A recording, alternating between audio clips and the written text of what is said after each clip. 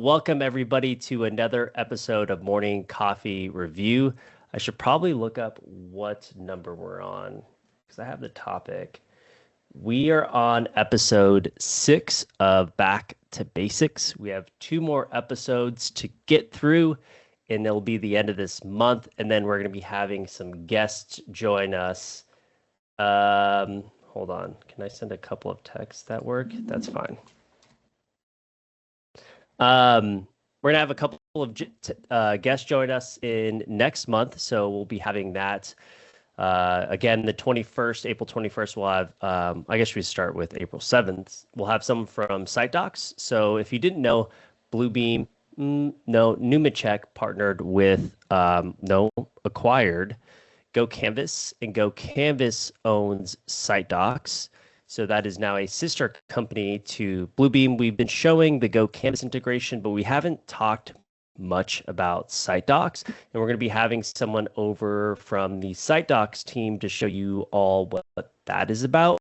It is more of a construction tool. So if you have anybody in your network that you think would benefit from a construction field, not issue, but field safety type solution, that is what SiteDocs is built around. So we'll be showcasing that. And then on the 27th of April, we'll have Scott Prescott on to talk about Bluebeam Max.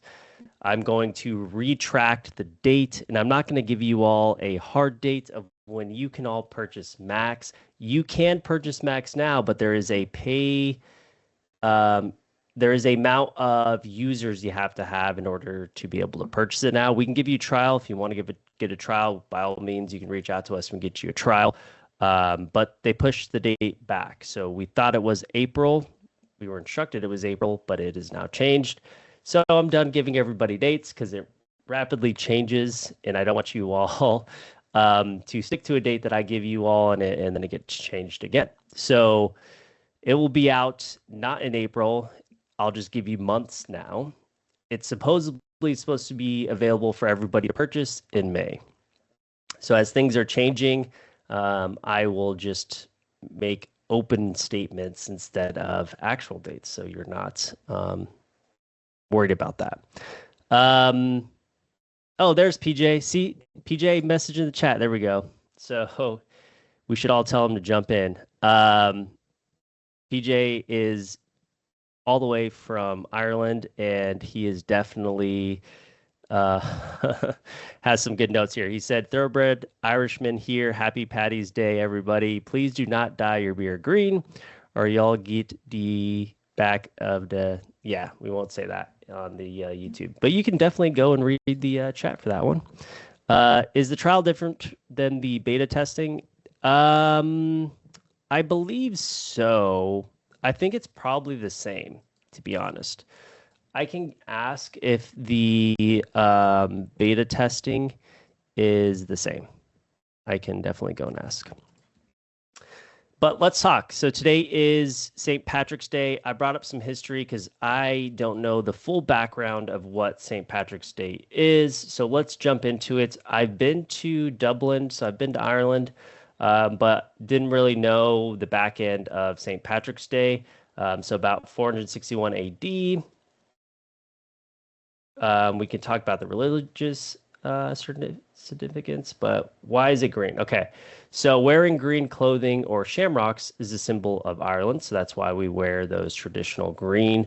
I was actually just talking to my wife before she headed out to work, and that I don't have green, unfortunately, any green shirts to wear today.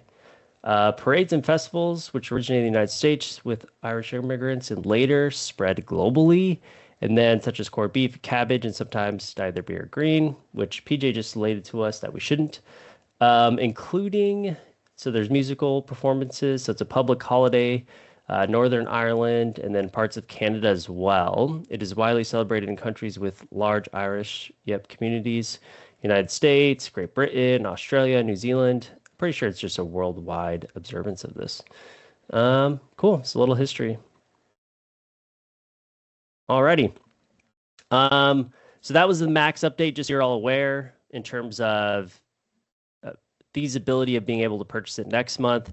And we gave a date, but taking that back, and now I'm just going to say in May is what we're being told now. The price is still the same, $590, just so you're all aware. And then there was some updates. Let me put the chat over here because I don't have Matt to help me with the chat today. Yeah. And then the release notes were something new today. So there was some fixes that came out. So if you are all looking for updates, there was no major update or additional workflows added or items from that perspective, but there was things fixed. I'm assuming there is no new launch of an item or like a workflow or something like that feature, I guess you would say, because Max is going to be coming out here shortly. So in May is now the new date of month, and that will be when they are supposed to be launching the Max. Again, that is more AI driven. It'll be the first, I don't want to say the first because you have AI now with MCP protocols for Revit. They're just Autodesk isn't hosting the MCP protocols, which allows you to use a large language model. So if you guys remember last week, or was it the previous week? I don't remember. Matt showed us something where they were using MCP protocols and using Claude as well in Revit to build a bench that is someone else hosting it, and you have to pay for a third-party add-in. So I guess this is still the first, I guess you would say, software that's hosting an MCP protocol to allow you to leverage a large language model. So for all of you leveraging a large language model out there or want to, this will be that first solution in May, unless caveat, something comes out from Autodesk in the near future. From one of the solutions that we use in our ecosystem. Now, of course, there are AI built into something like, I know Procore has something, Autodesk Construction Cloud has a natural language model, Bluebeam has a natural language model and projects that's searching existing data from keyword searches or data-driven key points. So if the information is there, it can populate it up by a prompt. Where we have a large language model is something that's learning continuously on your data or via inputs, as an example. So this will be the first of its kind, I believe, from a workflow that we're going to be seeing. And now it's in May. I think that is that the last quarter, I think, of Bluebeam's notion of Q2. I think June ends up being Q3, right? So, or maybe the end of June is Q3, starting in July.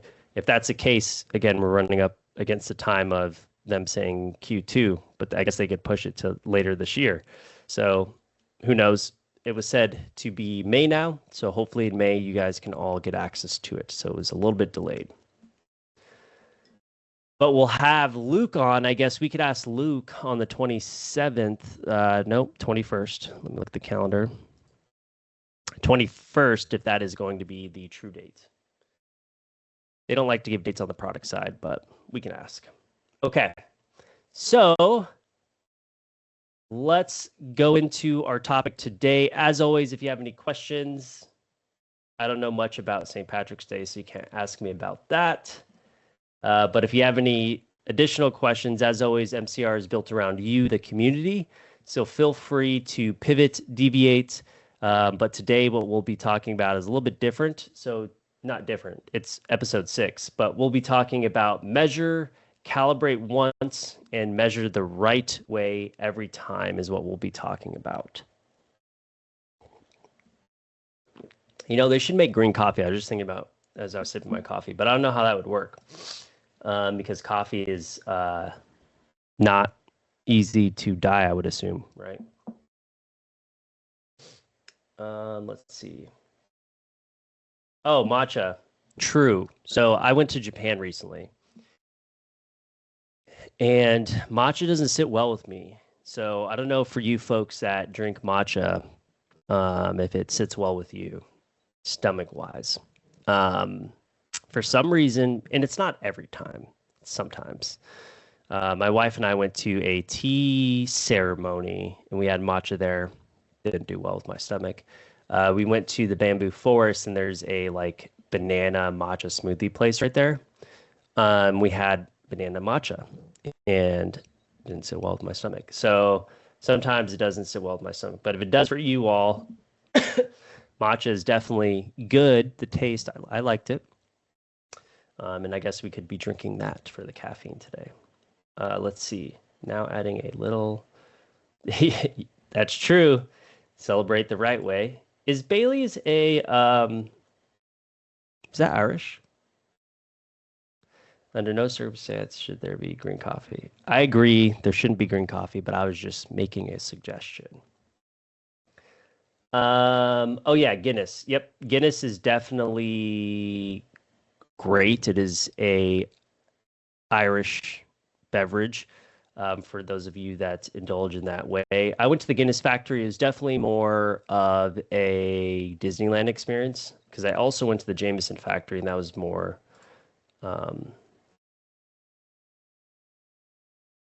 personable, I guess you would say, a better like closed experience. Okay, green teeth staining. Yeah, matcha. Okay, alrighty.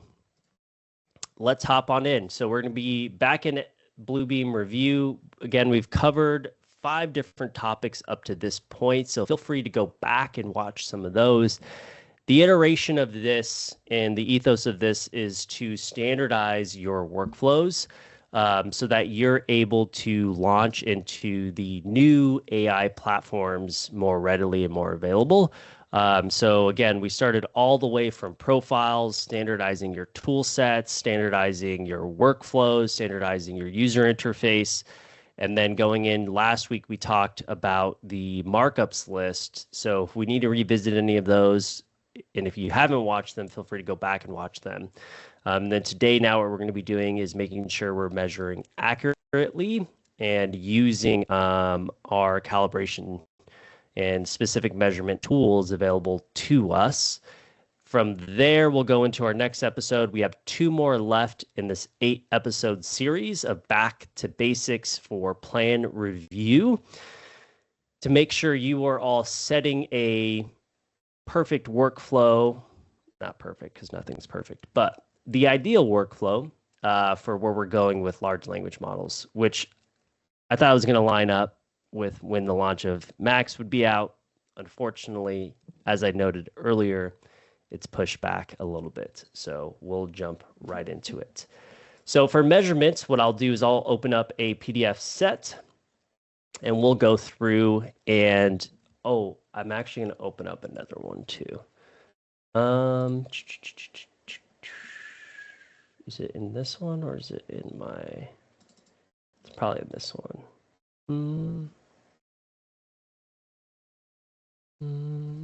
I'm looking for, there we go, scale and viewports. So we'll start with this one. We'll start with this PDF set and how we can go through and measure. So my default is a little bit different than some people's defaults, completely up to you. But I typically go down to my, and I always forget the name of this toolbar here. It is not my navigation bar, it's my status bar, F8.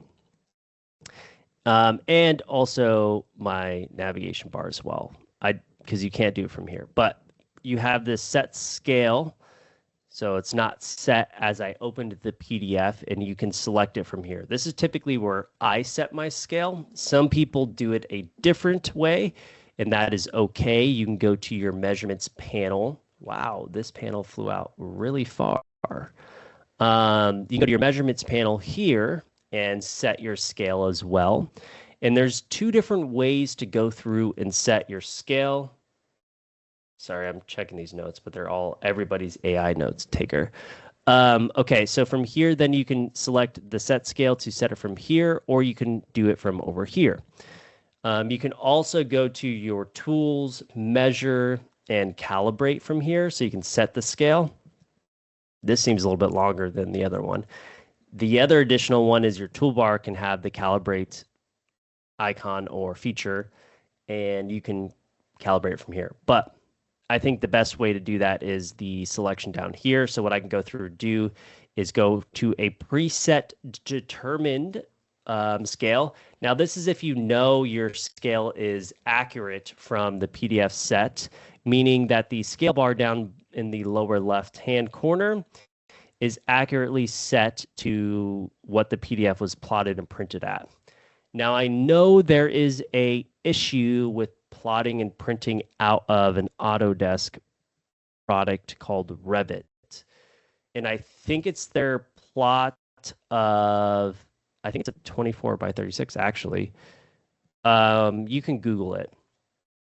One of their sheet sizes prints out, it's like 0.00001 off, and there's no way to fix it. It's a known issue. So if you are doing a precision of a lower decimal, I guess you would say, but it's fraction for us. If you get down to like a 32nd or 16th of an inch, it actually is off. So if you start running a dimension string, it will be continuously off as you go through. 22 by 34, thank you. There's a known issue with a specific text. Hold on. Let me do some Google search as we go through. I should probably know this size. So Revit plot issue page scale.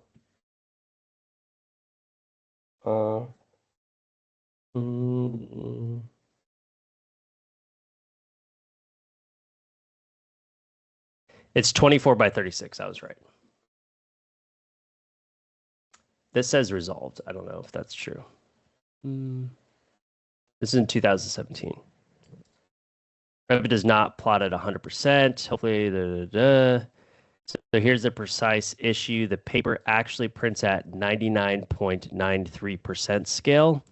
Plots letters paper size actually at 99.95% scale. Plots direct to HP printer. Okay, we don't care about the printer. So yeah, even if you do this, and then it tells you that it's off. So it's the 24 by 36. Yep, and that's the one I actually have open right now. And I actually did print this from Revit when I was using it. So if we go through and calibrate this to 3/32, and I apply a precision of, we'll do a 32nd. Let's see if this is actually off, and we'll go through and shift. Yep. So even though this was accurate in Revit, you're like, Michael, how do you know it was accurate in Revit? Well, when I was in industry, I wasn't typing or dragging my grids. I was typing a distance. So I know for a fact I measured these correctly. But you can see it's off per what they were saying and describing. So this is that case scenario that you'll want to go through and not provide a precision that's low. And even a quarter and even a half, we're going to want to go to a 1. So being aware that the 36 by 24 plot issue is definitely an issue. Yes, hard dimensions, always. When you're typing a distance, that is the right way to do things in your design software, not just dragging it and moving it. You can type hard dimensions to a distance, and that's typically what you would want to do for primary areas like your grid lines. But being aware that there is a plot issue with your dimensions, it's not the user typically. Sometimes it may be if you have a consistent user that is always sending you incorrect scaled PDFs. So that is why we've had a long conversation always about not depending on the accuracy of scaled documents on your PDF. So typically what you could do is say a dimension from here to here, and that will provide more accuracy. So if you know this was printed correctly, everything else, you could calibrate by a custom. And this is probably going to be better than going through and actually using the predefined scale. So I'm going to say from here to here is the set distance versus the overall 3/32 for the overall sheet set. I'm going to say this one is the specific distance of that. So from here it is 26 feet on the PDF. and that would be my scale. So you can do this again by preset, but being aware by 24 by 36s have a plot issue out of Revit at a set scale that you've determined, right? So that would be better to do a custom known dimension on the PDF set versus the opposite way. And then you can go through and validate and use your measurements. Now that I've set my scale, you can add more pages to this if you wanted as well. So I just did it by the selected page. If you had more pages in the set, you can do a custom range. And I always like to show the scales in my thumbnails. So you can go to your thumbnails panel here and do page scale so you can verify which ones have page scales and what those page scales are. And then you can also do multiple scales on multiple pages. And I'll actually add one more tip because this was helpful and people keep telling me that it was helpful. Instead of using the already predetermined line weights, when you're trying to measure items, always use the disable line weights so you're making sure you're snapping to the right line location. That is another important part when you're measuring as well.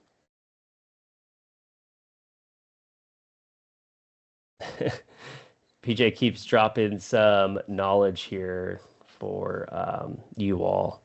Okay, so as we go through, the next one up is where is the disable line weights? Disable line weights for me is in my navigation bar.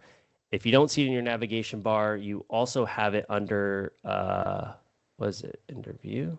Yeah, view, disable line weights. Is there a hotkey for that? Let's see.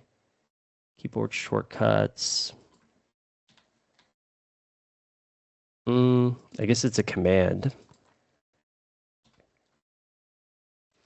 There is no hotkey, but you can add a hotkey here. So if you go to the, sorry, I go quick sometimes. We have a lot of varying skill levels in Bluebeam here. So just tell me if I'm doing something wrong or too fast. Wrong too, because I'm wrong sometimes. You have some keyboard shortcuts right here. And then you can go to your commands, disable. There you go. Just start typing it and it will populate up. And then you can apply a shortcut, whatever shortcut you want to this one. Hopefully that helped. Perfect. Okay, so let's go back to multiple scales on PDFs before we get into the type of measurement tools that you can provide. And as I'm going through some of these additional viewports, and then as we go through some measurements, if someone wants me to demonstrate a specific type of quantifiable item that they're looking for, this could be for takeoffs, it could be for something that you need to measure, validate, get some information from, or I'll come up with my own. That's totally fine too. Put it in the chat and we'll do a custom type of measurement, and it could be for a quantity again or something in your specific workflow. But for now, let's go to this PDF set. So you can have an overall scale to a page, which we just talked about, right? So I'm going to set a preset of 1/8 of an inch for this one.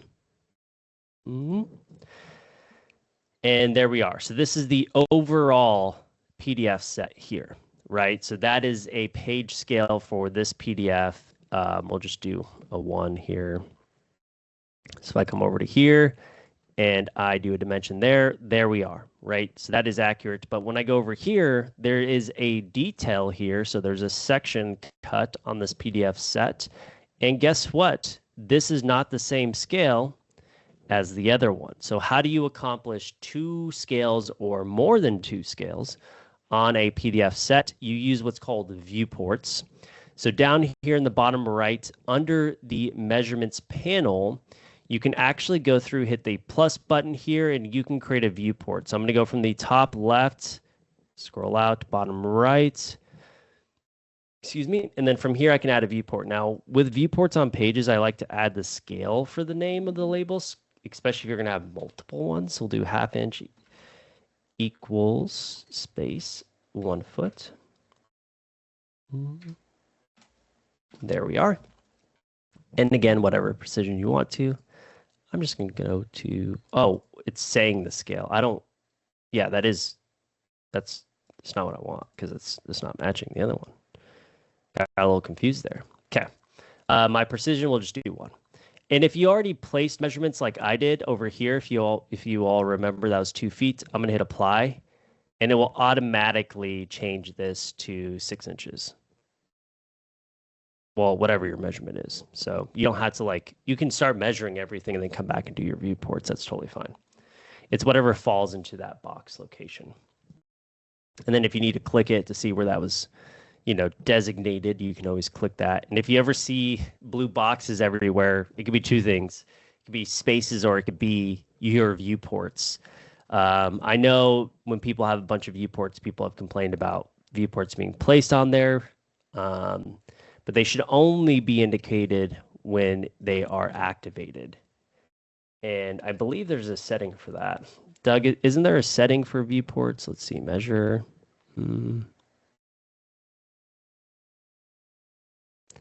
I think I'll just do view.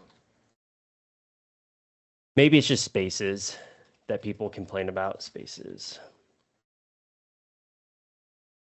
It's not showing me them as an indication here, but maybe we go to, there's one where people are like, there's blue boxes everywhere. I forget which one it is. It's either spaces or your dimensions. Okay.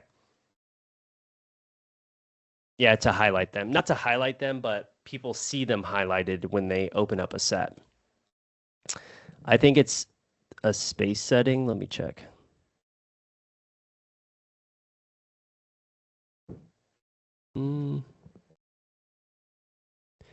There's something somewhere. I'll remember it, but it's probably this because then people see it, they click it.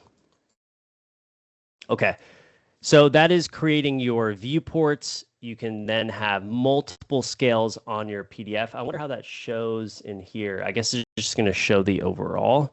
What if I scroll out and get the full capture? Yeah, it's just going to show the overall. Yeah, so I guess it is just the thing with spaces, and it's the overall color. Yeah, so with spaces being printed out of Revit, just so you're all aware, rooms from Revit, for all of you architectural folks, get printed out and plotted as spaces in Revu if you have the add-in. And those colors do follow the room color you've assigned to it in Revit, just so everyone's aware. It didn't used to be a thing, and now it is. Or you can select the existing space, right-click space properties, and change the color yourself. By default, it is blue.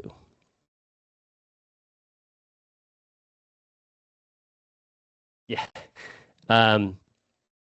Doug said, please print it out from Revit with spaces so your rooms convert to spaces. Not spaces for all of you mechanical folks in Revit. Don't convert to spaces in Bluebeam. Rooms do, and that is an architectural workflow, just so everyone's aware. Okay, so close this down, and then let's start talking about some measurements. No one prompted me for type of measurements, so I'm just going to go through and show some examples. Maybe we need to get the volume of a specific footing. We can actually go through and do this, but first let's show some measurements. So you have the length measurement, so that is a distance from one point to the next here. And then you have also your poly length. Now, poly length, personally, you could use this as a dimension string, just so everyone knows. Instead of using a single dimension, you can actually use this as a kind of workaround for, oh no, it did actually land on that spot. I was worried it was going to go towards the lettering, the text. So enter would be the finish of that. And now you have your very own dimension string. Check that out. Pretty cool. And then if I need to get this text over to here, you're going to let me shift grab, right? Yep. Shift grab. Now this is kind of centered for the overall dimension string. So this is a little hot tip here. You can use the poly length as a dimension string versus using the length over and over and over again. However, I don't think, can we get segments here? I never tried to do that. Let's see.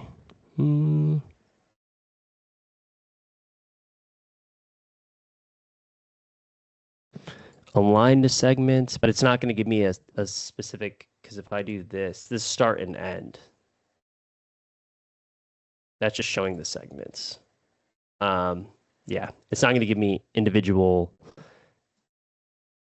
arrows per each segment. Let's see. That's it. Okay, and then there is the area measurement, and this is what I'm going to. No, I'm going to use volume for quantifying my footing schedule here, but we'll just do. That was terrible because I want to get around there. I'm going to do area. So you have area. And then always you can change your units for folks that are in different unit values. So you can go to units. Now you can change individual units or you can change global units. You just decide as you're going through and changing these. And then you also have perimeter. Now this is probably something that all of you casework folks would use. I guess I can open up an architectural set, but I'm not going to. But you could essentially get trim quantifications for your perimeter. And a perimeter, correct me if I'm wrong, you could actually use a depth for this to do maybe drywall. So if you want to get a drywall estimate, you could essentially have a height of a wall for this as well. Why wouldn't you just use the volume tool? I am going to use the volume tool in a second. Okay. Next one. Oh, are you saying volume for drywall? For footings? I will. Yep. I will in a second. I'll go over to this one and show that. And then you have diameter. And then the angle. I haven't seen many people use the angle, to be honest. And I'm trying to remember, yeah, it's 3 clicks. So your first click is the starting point. Your second click is going to be your point of angle, and the next one over. And then you have your radius. So we had diameter and then radius. And then volume. So this is where I was going to go through to do my specific workflow for quantifying my footing schedule. So we can place this, and then I need to go to my footing schedule here, which this one was a F6. And we have 5 foot by 6 foot, and it's 12 inches deep, so it's 1 foot. So we can go through and quantify that. So from here, now what I can go through is do a foot depth. So we'll do 1 foot, enter. And now I have my cubic feet for my specific footing. And we can label this F6. So as we talked about custom markups, I'll do a Control C and then a Control V out here in the middle of nowhere. And what we can do is go to our custom tool sets, and I don't know if you want to make this per specific design set, because that would be a lot of modification. But if you're typically doing this for a specific size, you then could do this workflow. So I'll drag this down to my foundation details here, and we'll name this subject footings. And then you have a label for your measurements, and we'll put F6. And you could do this any order. It's how you're going to quantify. So if I wanted footings to quantify how much overall concrete I'm going to have, then I could itemize it by footing. Now, if I want to do it by type, I could do it essentially by the label, which is going to be F6. You could even add an additional column per footing if you wanted to additionally add a base plate with it as well. So again, being aware there are a couple of options to quantify additional items in here when you're doing estimating. Now you set this up so that when it's time to leverage a large language model for automating a lot of this process, you can do that if you've set it up correctly, i.e. if this footing schedule was already pre-curated and created and had additional markups information assigned to it, and then you automated the process of going through and cost estimating your footings, you could actually go through and do that. I use it to check spouting angles. Okay, perfect, Neil. I didn't know that. Maybe you should send me a set, or we can have you on, Neil, to show kind of your workflow too. Okay, so we now have this. We can go to our markups list, and it now lives down here, but it didn't live in the right area because I need to delete these. and we'll go and grab my new one. So delete. We'll go over to this one and we'll apply it here. Now, see, I don't like to, I probably should have customized the colors too, but I like to show any information, and that's me. Some people do. By all means, please do if you're trying to coordinate that data on the PDF set. But I know my data lives in the markups list, so I don't need to go through and place that here. I think somebody told me it was like $3 a cubic foot. Does anyone have a pricing sheet right now for concrete? Maybe it was more. Maybe it was $9. What was it? They didn't use cubic feet. They used cubic yards. Okay. I think it was, we'll just do $50. Does that sound about right? Where's all of our estimators at from this part of the industry? Okay, we'll just do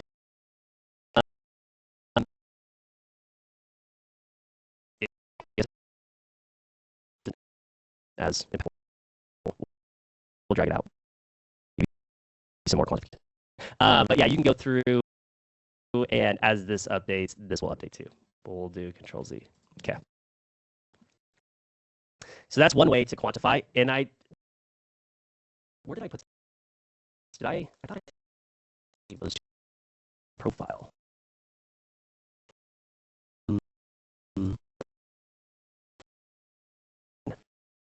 Yeah. In my profile, I was showing someone a workflow recently because they wanted to do an anchor bolt quantification. It was definitely that moment. Excuse me.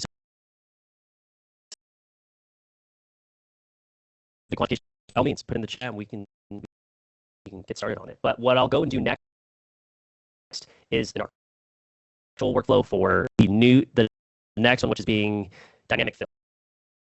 Be aware, dynamic fill is only in the complete tier of review. So if you do not have complete, you cannot use this tool. It's great for placing items. You can use, I refer to as the clip art of our era, and you can use dynamic fill. Now this allows you to fill an area like an open door, for instance. You can create what's called a boundary. So from over here, you have this boundary tool right next to the fill icon. But what I need to do is change my boundary size because it fills to that boundary distance, and this controls the line weight of that boundary. So as you see my little circle here, as I dress,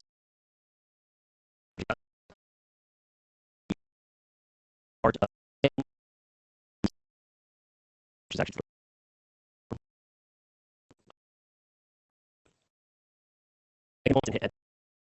what I was trying to say,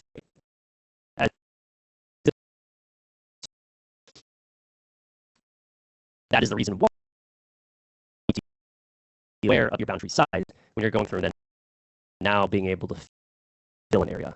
Now your sensitivity here is what changes the fill speed for an area. So if I just click over in this area, it will fill the rest of this. Oh, it doesn't like something in there. So let me change my fill size a little bit. Let's get a little closer. There we go. Okay. So now from here, you can go through and apply your measurement. We'll use the example of a couple here, which I found out the other day, Doug, if you didn't know this, which you probably did. Let me apply multiple. So you can apply multiple different types of measurements. But of the measurement, you can apply one.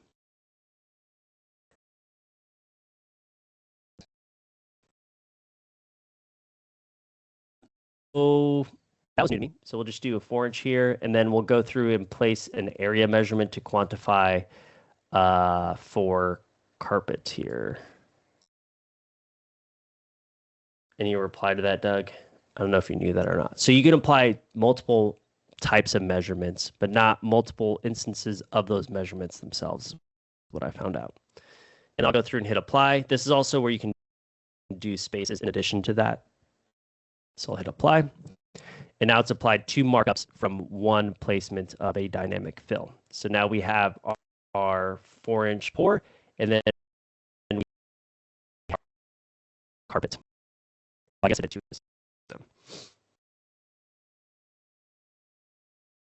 So that is an easier way to markups, quantify things is the dynamic fill. And again, you need the complete tier overview in order to use this tool. So those are some of your accuracies for measurements. Ooh, went to that. So let's say you had this instance. This is a great example because we're going to go into now applying the same instance here. Now let's say you poured over an area like this column here, but you're not quantifying the column, you're quantifying the floor. There's actually cutouts. So you have an ellipse cutout or a polygon cutout. So from here, I'll go and cut this space out, and now it subtracts from the overall space. So just being aware that you have that option to cut out from a space of measurement to allow for that instance there. Okay, so we went through and talked about measurements. Let's make sure I'm on track for my list here. And then let's see. So we talked about calibration, scale verification. We talked about our measurement tools. Be aware also from raster PDFs versus vector-based PDFs. I've been and I typically only work off of vector-based PDFs. And I know we didn't get into the history of PDFs in terms of how they're coded in the ISO standard. But make sure you're getting vector-based PDFs, and you're probably, some of you, not all of you. What's the difference? So don't worry, I have some here, and we'll show you. So vector-based PDFs are true enriched data PDFs. Raster-based are images. So those typically happen with scans, or if you're printing and plotting from Revit, and you are, let me see, views, and you are enabling shadows in Revit from a rendering perspective, it'll rasterize it too as an image. So as you can see here, you have a pixelized view versus line enriched data. And this is, again, one of the powers of Revu. You want vector-based PDFs versus raster-based PDFs, okay? So there are some differences there in terms of measuring. And then also snapping. So as you go through and snap to content, you can't snap to line data in an image, but you can snap to line data in a PDF. So a little bit of a difference there as you're going through versus a vector versus a raster-based PDF. So always be hyper aware as you're going through and measuring those PDF sets, what you're receiving. I know some of you in the downstream don't have control over it, but it's always best to request, if you can, a based PDF for the workflows that you're using. And in the future, I think everyone just needs to have that as their standard. Okay, let's see, what else do we got here? I used it on Friday in communities I'm doing. Okay, Doug's doing a webinar, just so everyone's aware. I missed that, Doug. Thank you. Did I miss any other chat? Why wouldn't you use the footage? Yep, check, yep. So Doug's doing a webinar that's in the chat, and pre-registered people was over 600. Dang, Doug, that's awesome. And he is doing custom columns and how you can use them with custom tools. So quantification, would you say, Doug, is more that angle of that class? If you're looking for estimating, please make sure you join them. The last one maxed out. What was the last one, Doug? He's running on Teams.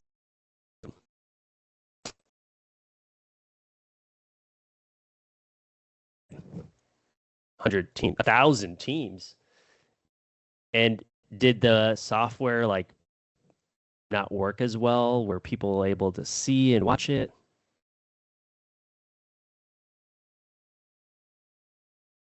We average here on MCR around 30 people a session. We've never had 1,000, so that's awesome, Doug. How many were AI note takers? I don't know. 375 people actually showed up. Oh, registered. Okay. So 375, you were able to host 375. That's still amazing. Webinars are great. MCR is not built around the webinar mentality. And I think that's why it's a little bit different from an attendance perspective. Where's your green, Michael? Oh, hey, Julie. You missed it. Talked about it earlier. I don't own green shirts. I have greenery. Does that count? I think this should count. Would we all agree? Like, these are live plants. If you've been watching MCR and you think my background is fake, that is not true. You can watch the evolution, if you didn't know, 5-year anniversary this month of my background. Not sure, but it was pretty active.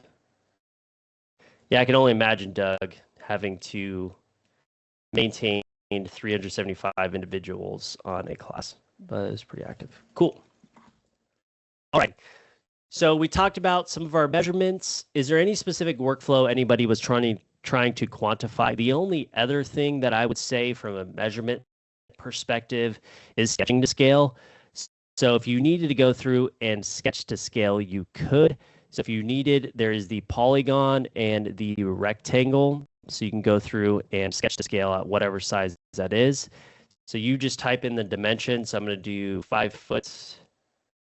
Tab to get to the next one, those folks, by 10 foot, enter. So you can sketch to scale on your PDF set. So maybe this is what it needs to be. Doesn't be the issue that I can't snap to the center. They need to get that option. Okay. Not missing anything in the chat. Perfect. I think that's it from a measurement perspective. I'm trying to remember anything else from our measurement tools. We have the sketch to scale, and anything that you create, there's additional ones, by the way. You have polyline and ellipse. But for your measurements, anything that you standardize, I guess there's count, which we didn't get into, but you can quantify using count. Count by the default is a check, and you can have that on your web-based app. It's current. It is. Hold on. Where did I? What was that one? It's this one. I wanted to look at iOS. So measurements now available on Studio Session. So February 24th, you can use measurements, which was count. So you can now do this on the iOS. So yes, and also web. Android, sorry, you're later. Switch to Apple. I know some people are like Android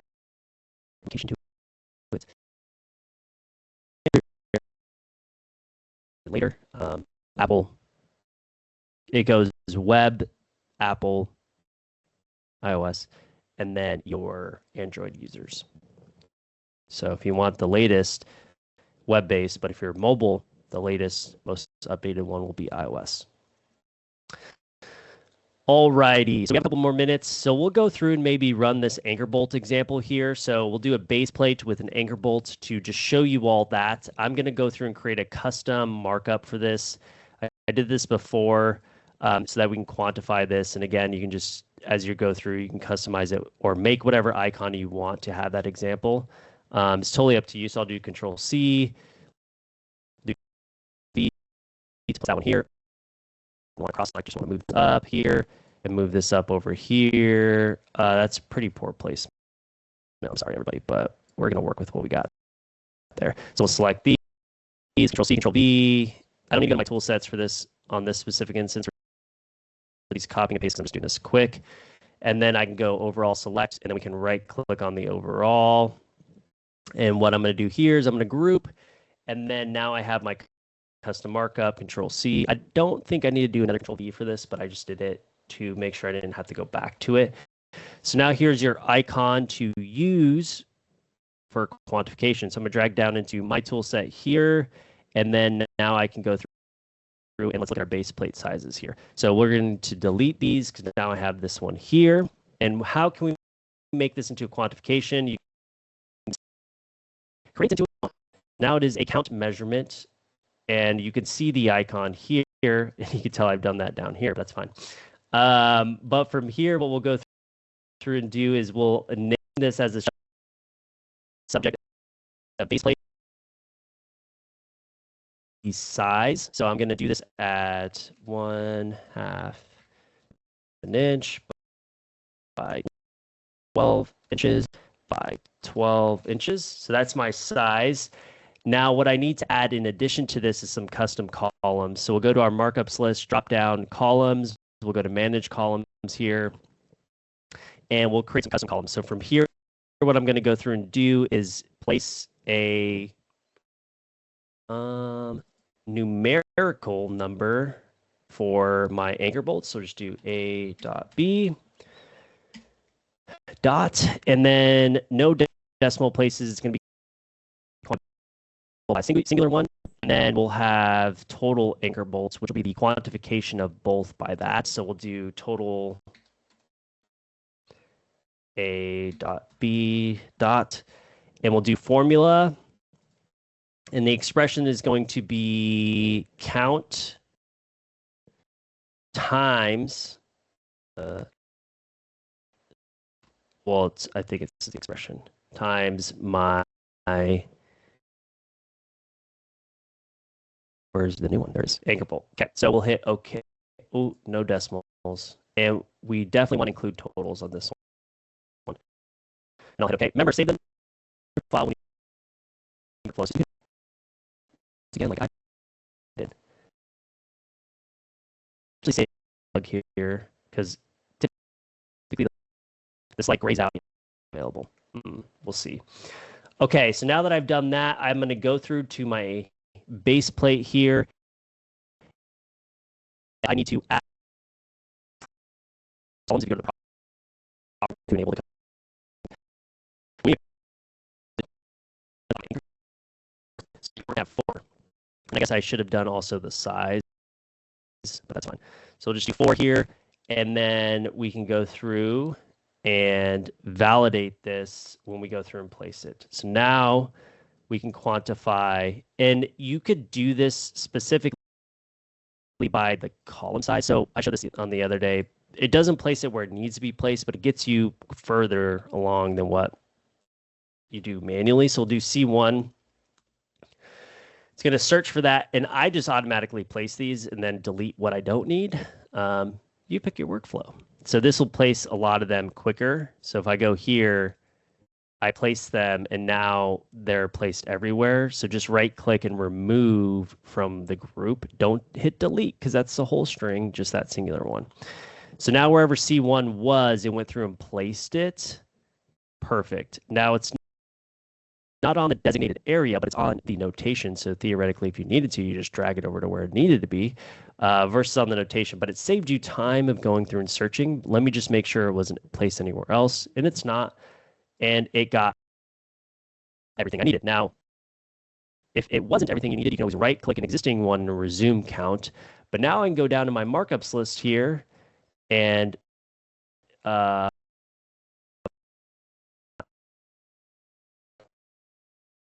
some of these. So we'll do status, don't care about right now. Page label, don't care about. Date, X, Y, and Z.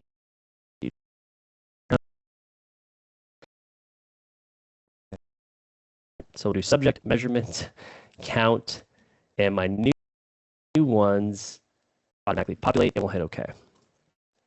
Way better. So now I have my base plates where they were placed, the quantification for that specific string, and I had a dollar amount value pre-assigned. You don't need that pre-assigned. It's up to you if you wanted it. But this is the reason why you have totals. So it groups them all as a quantifiable amount. So even though there's some that I placed one-offs in this sheet set, you will have the overall grouping of them as well. And then you have a count per those ones. So then for the anchor bolts, oh, I didn't pre-assign this one, so that's my bad. There should be 4. You could add the anchor bolt total as well, which is 48, which took the overall count, which didn't need the anchor bolts. I guess this one was supposed to be size, so that's what I should have done. So it should have been text. Rethinking my workflow. All righty. Did I miss anything? Thanks for the Todd's note taker key takeaways. If only it lasted more than the free trial 30 minutes. Not sure, but it's pretty active. Okay. All righty. Well, that was the workflow of talking about measurements, itemizing, and making sure we're measuring accurately. So be aware, different title block size and I already 24 by 36 is the plot issue. So being aware that that is a known issue from Revit. It is not a Bluebeam issue. And then in addition to that, we talked about standardizing, calibrating, and then making sure we're disabling line weights because that definitely helps from selecting a specific line versus a designated area. And then we talked about the different measurements. We talked about dynamic fill. We also talked about applying counts, customizing our markups list from a custom column information. And we kind of dovetailed that into our custom tool sets. So full round table of this as we're getting optimized for standardization of where we're going with automation and leveraging soon to be in May. I know I'm not going to give you a date in May because it's probably going to change. But as of right now, the statement is we will get access to Max in May. That will be the full release date, hopefully. I'll keep you updated though. If I hear things changing, I'll let you know. And we won't give you for sure dates in the future as things change, as we've now noticed. So that is it. We will see you all next week. Matt will be back again. As always, I appreciate every single one of you for joining MCR.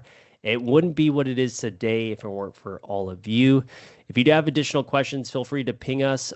If you're watching this on YouTube, use the comments area. And by the way, make sure you go to Doug's webinar. I'm not going to put the full link here, but I'm going to copy the link because people on YouTube won't see it. So I'll put the link here, Doug, so people can see it on YouTube. And here's the link if you guys want to go and check his out. Is it this week? When is it? On Friday. Yep, Friday. So if you want to go and check out Doug's webinar, this is the link here to go through and check it out live for all of you watching it on YouTube. If you're in the chat and you're active on MCR, you can just go to the chat. It's a running history chat on Teams. Of course, Doug, always here to support everybody in the community. If you are in the community and you have something you want to share, feel free to post in Teams or on YouTube. I'm here to promote everybody. Matt. Oh, Matt. Matt hasn't been in here in a while. Yeah, if you got his link, Doug, I don't know what his topic is. Feel free to post his in the chat. We have 2 minutes. If you post it, I'll post his here too. So this is Doug's, and I'll make the next one with an H just to get things ready with a blue, and this will be Matt's. Not Matt Lynn. I'm going to say his name wrong. Ruhr. I think that's how you pronounce his last name. I knew Doug was working on the link here. Thanks, Doug.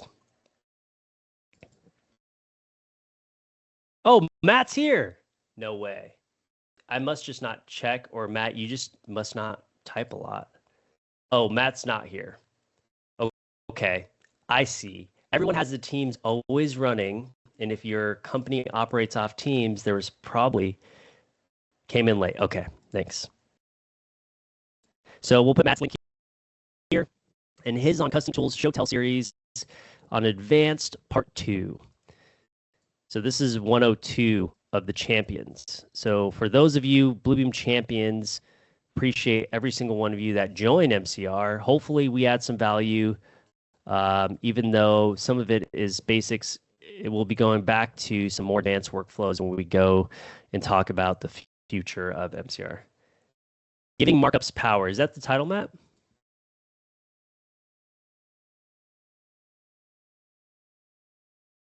This is going to bug me. People are going to... where's some blank spots? Here we go down here. I'm sorry if you were pausing on that point. I apologize. There you go. A lot easier. Not the official one. Okay. Well, Matt's is here, and Doug's is here for Friday. Matt, I'm assuming yours is the following Friday. So feel free to join those, folks. As always, appreciate every single one of you for joining MCR. We'll have the last two topics and then some special guests next month. But as always, thank you and have a wonderful St. Patrick's Day and week. Bye, everybody. Hey there, thanks for tuning in. If you like this video, make sure to subscribe and check out some of the other content on our channel.